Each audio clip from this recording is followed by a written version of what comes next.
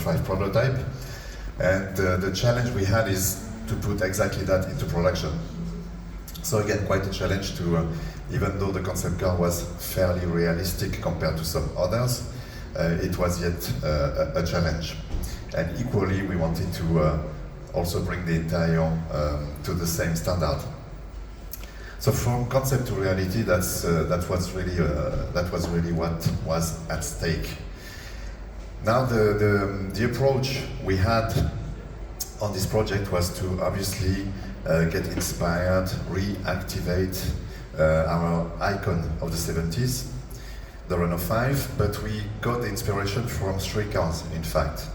When you ask in the street, for you, what is a Renault 5, people tend to remember a few details from the Renault 5, the Super 5, and the turbo version, the red car that's next room.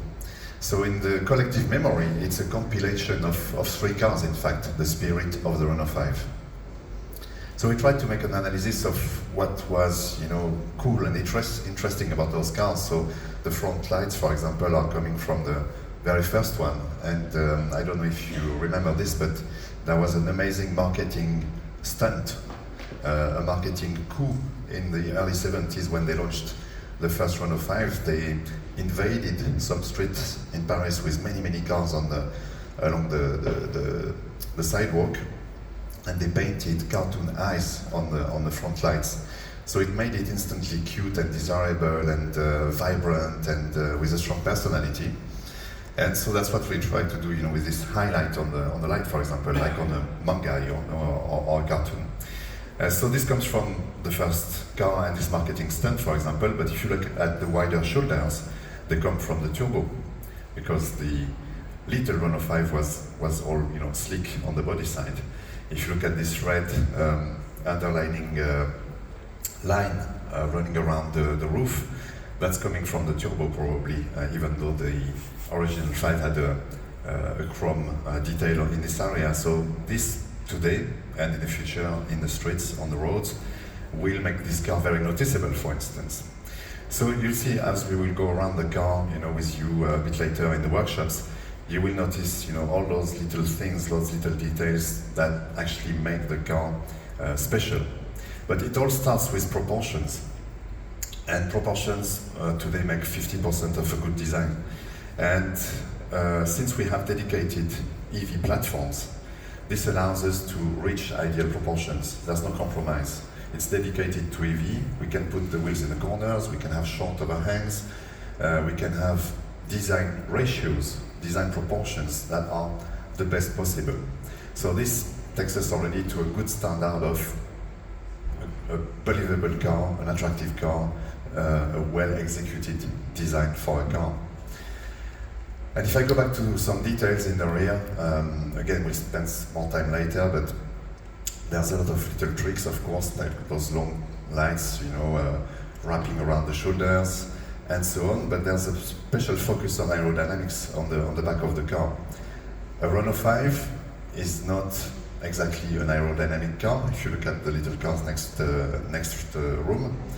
And if you want to recognize a Renault 5, it has to have rounded corners, which is really a bad idea in aerodynamics. So on the roof, along the tail lights, on the bottom of the bumper, even the wheel design, we found tricks with our colleagues from aerodynamics to make it really good. Still, it looks like a rounded, nice, generous car. And there's a few tricks that we will look at later that push further the aerodynamic performance.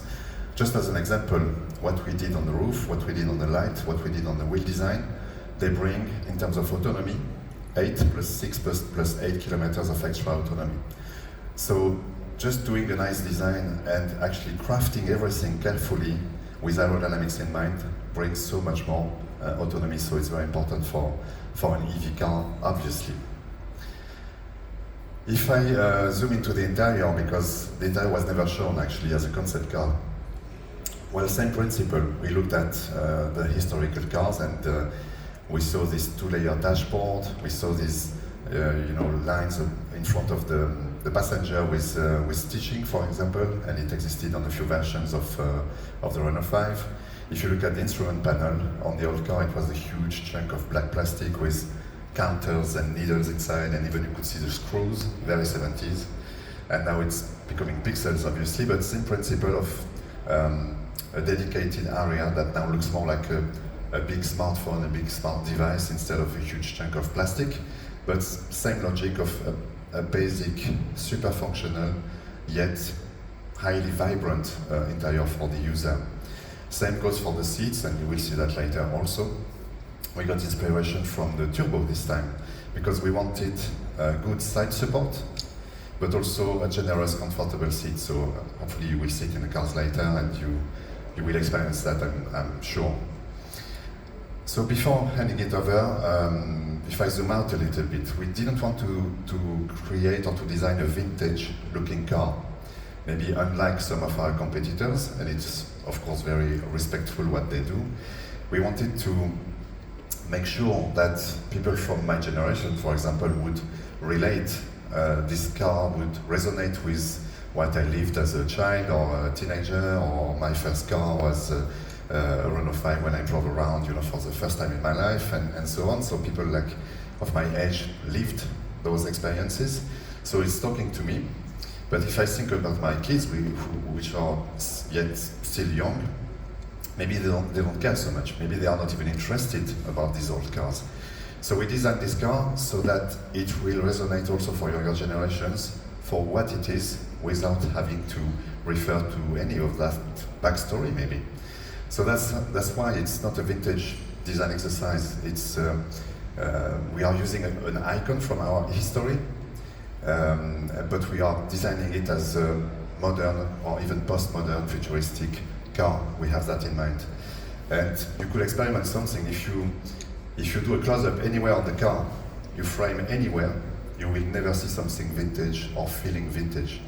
So that's the philosophy we had for this car, and we will detail this much further with you guys in the workshops. So I'll hand it over